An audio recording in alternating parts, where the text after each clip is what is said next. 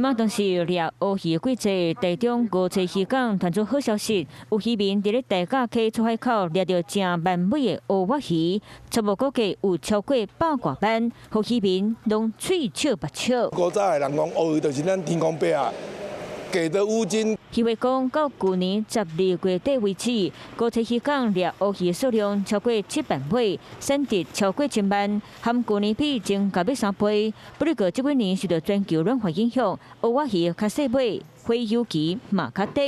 今年因为12月气温较无遐尔低，我感觉洄游的乌鱼都无进入来咱台湾海峡，所以掠到的乌鱼整体的体型拢较细尾啦。渔民无用处理三宝，包括乌鱼籽、乌鱼标和乌鱼腱，规尾乌鱼拢是宝，互渔民赚饱饱好过冬。